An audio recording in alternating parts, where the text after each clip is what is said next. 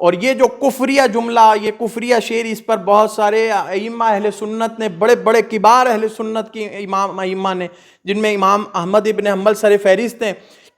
ان اشعار پر یزید پلید کی تکفیر کیے۔ کہتا ہے لعیبت ہاشم بالملک، ہاشم یعنی بنی ہاشم نے تو بادشاہت قائم کی تھی، کوئی نبوت نہ تھی۔ فلا خبر جاء ولا وحی نزل، نہ تو کوئی خبر آئی آسمان سے، نہ کوئی وحی نازل ہوئی۔ استغفر اللہ العیاذ باللہ لا حول ولا قوت الا باللہ العلی العظیم۔ یہ کتنا کفریہ جملہ ہے جو یزید نے دربار میں اپنے امام حسین علیہ السلام کے سر اقدس کی بے حرمتی کرتے ہوئے، چھڑی چلاتے ہوئے یہ جملہ پڑھا۔ السلام علیکم ورحمۃ اللہ وبرکاتہ۔ ناظرین و سامعین حضرات، چند دنوں سے ایک ویڈیو سوشل میڈیا پر بہت زیادہ گردش کر رہی ہے، جس میں ایک مولوی ملا جو ہے یزید پلید کو کلین چٹ دیتا ہوا نظر آ رہا ہے کہ اس نے امام حسین علیہ السلام کی شہادت کا حکم نہیں دیا۔ اس ویڈیو سے، اس بیان سے بہت زیادہ اہل سنت و جماعت کے خوش عقیدہ سنی مسلمانوں کو تکلیف پہنچی ہے۔ جو غم خاران حسین ہیں، عزاداران ہیں، تعزیہ داران ہیں، علم برداران ہیں، ان کو بہت زیادہ تکلیف پہنچی ہے، دل آزاری ہوئی ہے اس بیان سے۔ اور کوئی وہ مولانا جو ہے وہ کوئی چلتا پھرتا کوئی ذاکر یا کوئی مقرر نہیں ہے، بلکہ مستند عالم دین ہے اور خوش عقیدہ اہل سنت و جماعت سے تعلق رکھتا ہے۔ اب آپ لوگ یہ دیکھ رہے ہیں چند سالوں سے یہ حضرات جو ہیں مولانا لوگ، 10 محرم الحرام ہو یا شب عاشور کا دن ہو، جیسے ہی محرم کا چاند نظر آتا ہے بالفور فتویٰ شروع ہو جاتا ہے، فتاوے آنا شروع ہو جاتے ہیں کہ تعزیہ دیکھنا، تعزیہ بنانا، تعزیہ اٹھانا حرام ہے، غم خواری کرنا حرام ہے، اس دن میں سرما لگا سکتے ہو، اس دن پہ روزہ رکھ سکتے ہو، اس دن پہ جو ہے آپ خوشی منا سکتے ہو، خوشبو لگا سکتے ہو۔ یہ ساری باتیں جو ہے برخلاف غم خواری کے، عزاداری کے جو ہے آپ کو سننے کو ملے گی۔ فوراً جس طرح جیسے ہی شہادت کے ایام شروع ہوتے ہیں محرم الحرام کے، بالفور مقررین واعظین کو خطابات کا موقع مل جاتا ہے، وہاں غم حسین اور شہادت حسین کو بیان کرنے کی بجائے لوگوں کو تعزیہ داری اور غم حسین کے خلاف اور واقعہ شہادت کے خلاف لوگوں کو اکسایا جاتا ہے، خلاف کیا جاتا ہے، فتاوے دیے جاتے ہیں حرام کے، کفر کے، فسق کے، رافضی ہونے کے، شیعہ ہونے کے۔ اور نتیجہ یہ ہوا ہے، اب آپ یہ دیکھ رہے ہیں، یہ تعزیے کو حرام حرام حرام کہتے کہتے تعزیہ حرام ہے، غم حسین کرنا حرام ہے، سوگواری حرام ہے، مرثیہ نوحہ پڑھنا حرام ہے، تعزیے کے ساتھ چلنا، اس کو گردش کرنا حرام ہے، گردش کرانا حرام ہے۔ یہ کہتے کہتے آج یہ نتیجہ ہوا، ایک پچھلے کئیوں سالوں سے، ایک لمبے عرصے سے جو ہے یہ چیز چلی آ رہی ہے،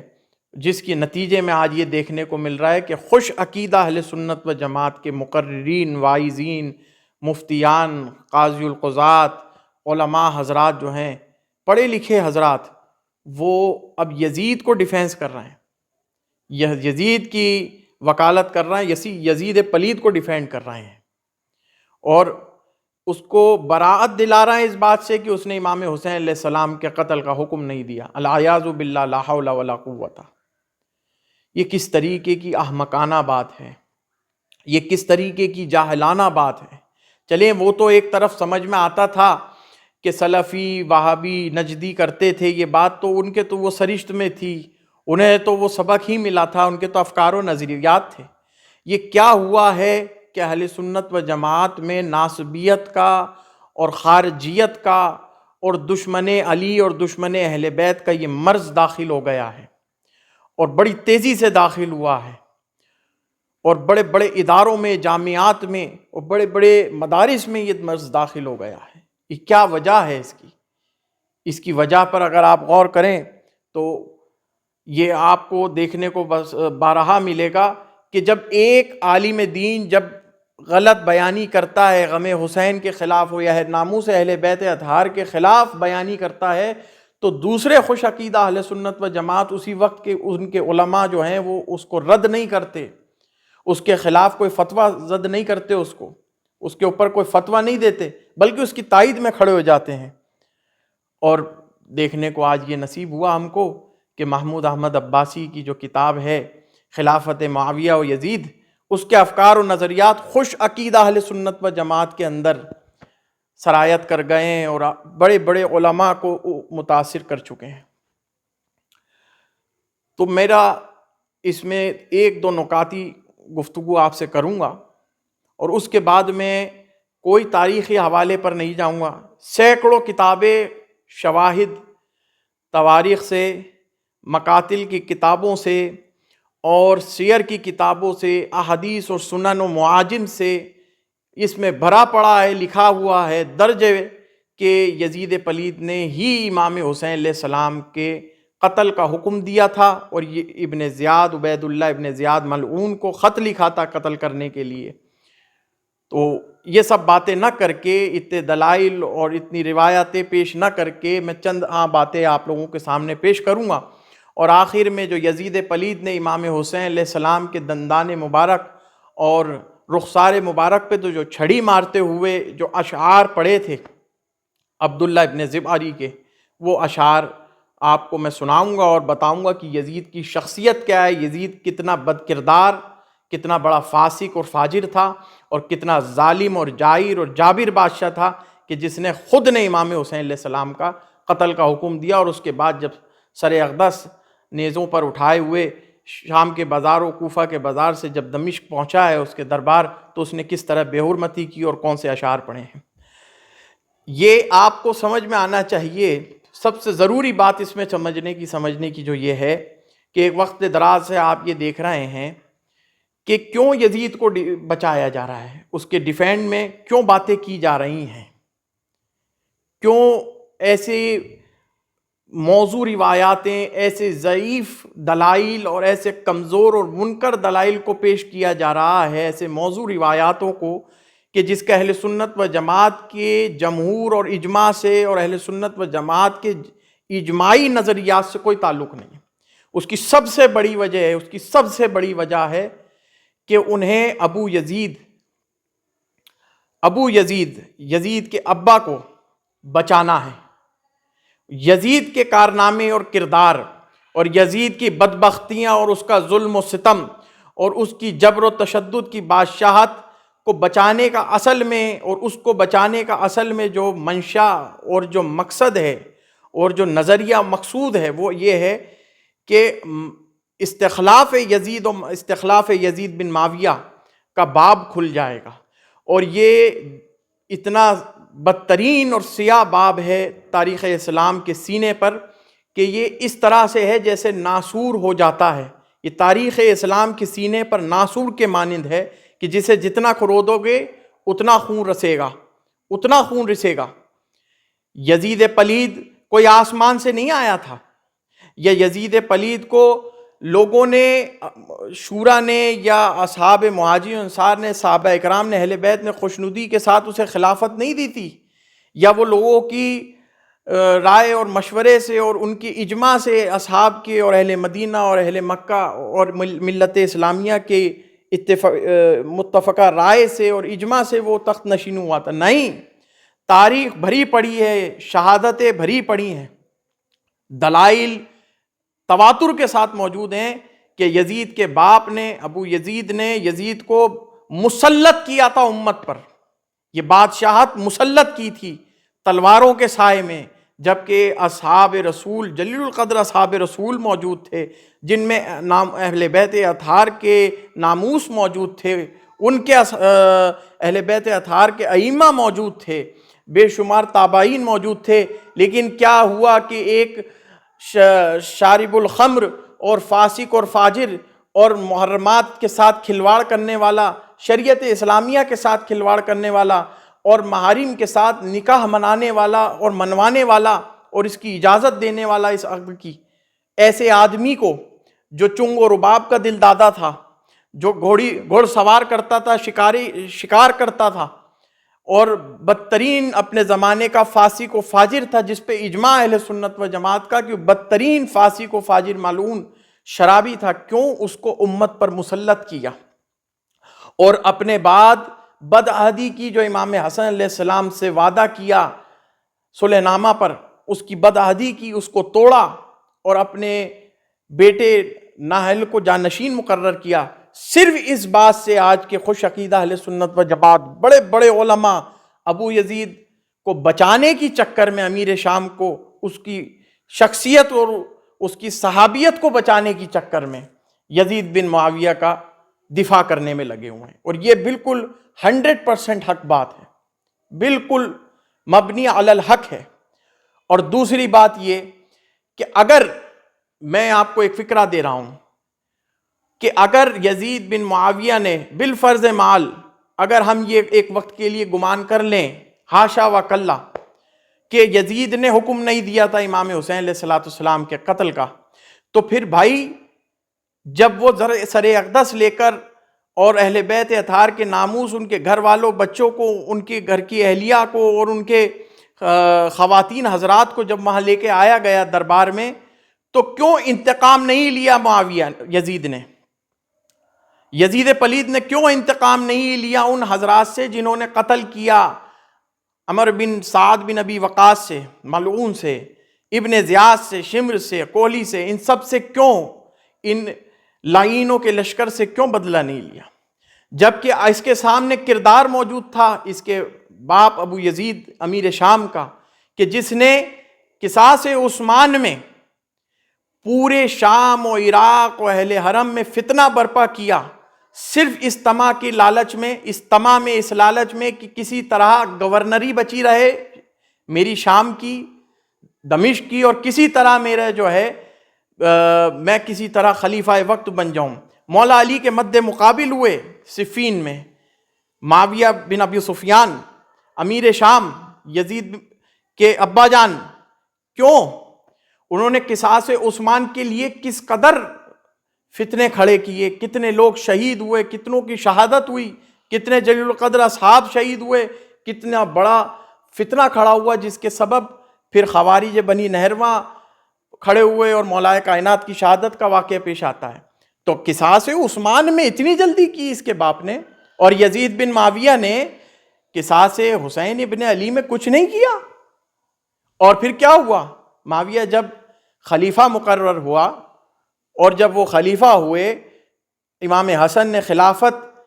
اور صلح کر لی اور سپرد کر دی خلافت امت پر رحم کرتے ہوئے کہ خونہ ریزی نہ ہو. اس کے بعد کیا قصاص عثمان لیا گیا؟ پوری زندگی امیر شام کی موجود ہے کہ قصاص عثمان لیا گیا؟ نہیں. کوئی بتا سکتا ہے کون تھے قاتلین عثمان؟ نہیں. کوئی سامنے آئے کسی پہ زجر و توبیخ ہوئی، کسی کے اوپر کوڑے لگے، کسی کو مارا گیا؟ نہیں. بدلے میں قصاص ہوا؟ کچھ بھی نہیں. تو یہ اس کے سامنے نظیر موجود تھی کہ لیتا، بدلہ لیتا. وہ تو بہانہ کیا تھا وہاں، تو یہاں تو حقیقت موجود تھی. یہاں لوگ تیرے سامنے موجود تھے یزید پلید کے، تیرے خود کے باشندے موجود تھے، تیرے دربار کے غلام موجود تھے،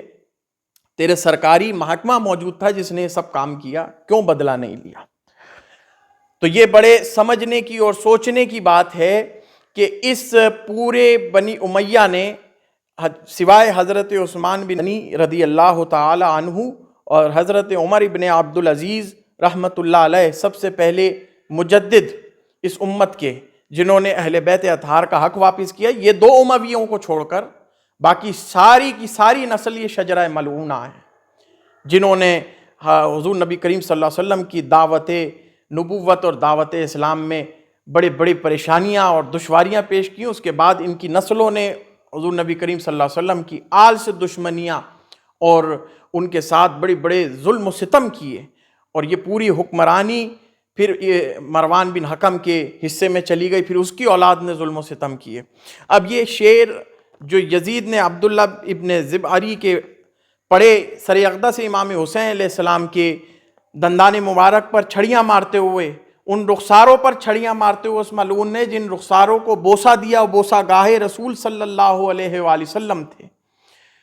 ان پر چھڑی ماری اس بدبخت نے. اسے اس بات کی شرم نہیں آئی، اور اس نے عبداللہ ابن زبعری یہ قریشیوں میں سے ایک بندہ تھا جس نے جو شعراء قریش میں سے تھا اور اپنے انساب کی، اپنے نسب کی اور قریشی حضرات کی جو ہے وہ مدافعت کرتا تھا. حسان بن ثابت جب شعر پڑھتے تھے اسلام کی طرف سے، دین اسلام کے حوالے سے، تو عبداللہ ابن زباری کفار قریش کی طرف سے مدافعت میں وہاں شعر عرض کرتا تھا، شعر پڑھتا تھا اور کفار کے لیے شعر پڑھتا تھا۔ تو جب جنگ احد میں حضرت امیر حمزہ اور دیگر اصحاب و مہاجرین شہید ہوئے اور شکست ہوئی اصحاب رسول کو، تو عبداللہ ابن زباری جو قریشیوں میں سے ایک شاعر تھا، اس نے یہ اشعار پڑھے تھے۔ یہ اشعار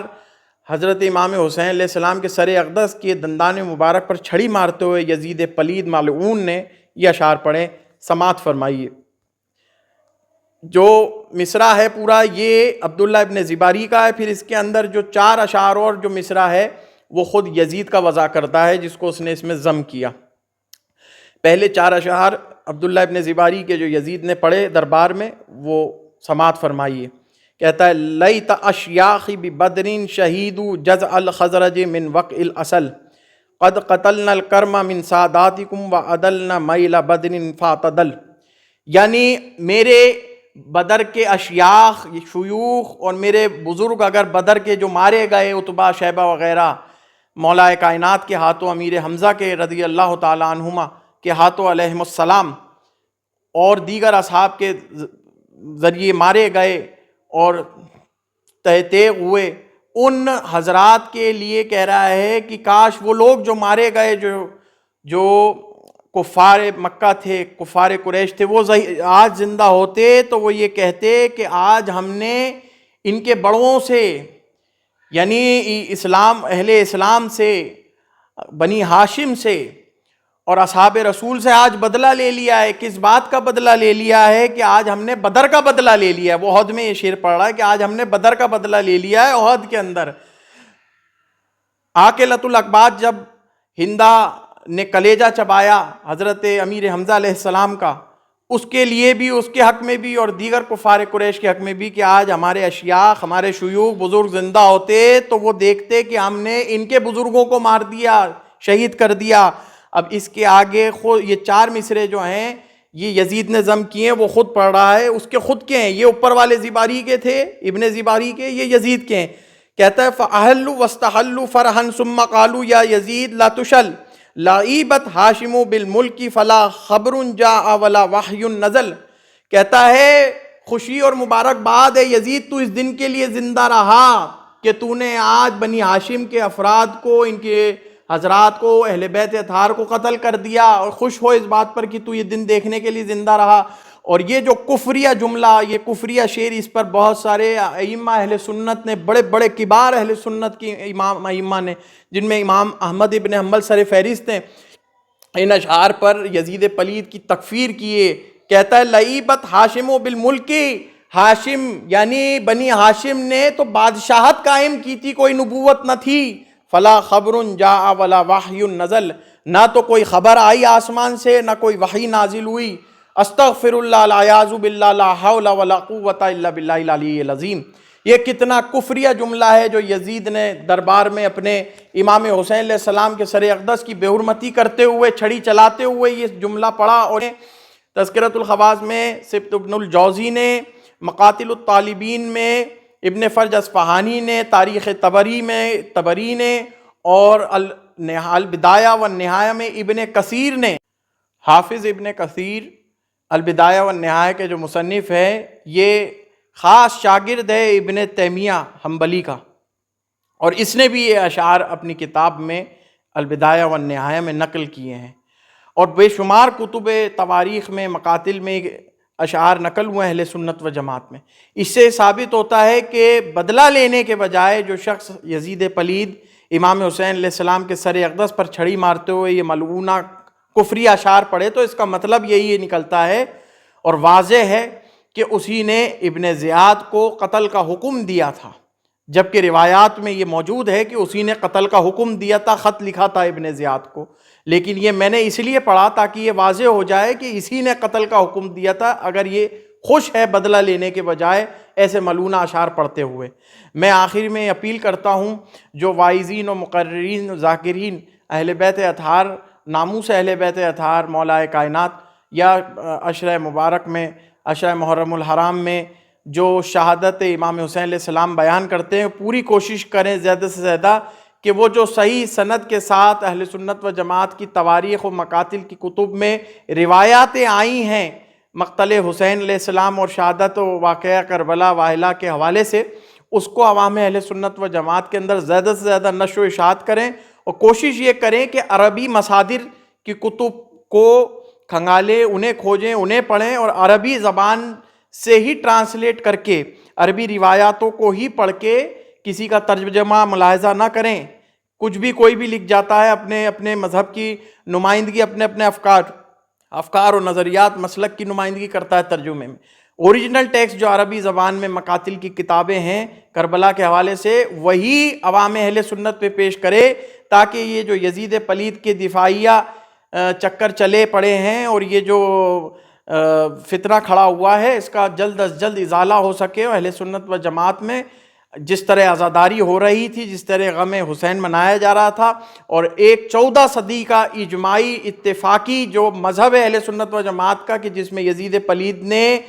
امام حسین علیہ السلام کے قتل کا حکم دیا تھا ابن زیاد کو، اس کا بھی انکشاف ہو سکے۔ اقول قولی ھذا واستغفر اللہ، والسلام علیکم ورحمۃ اللہ وبرکاتہ۔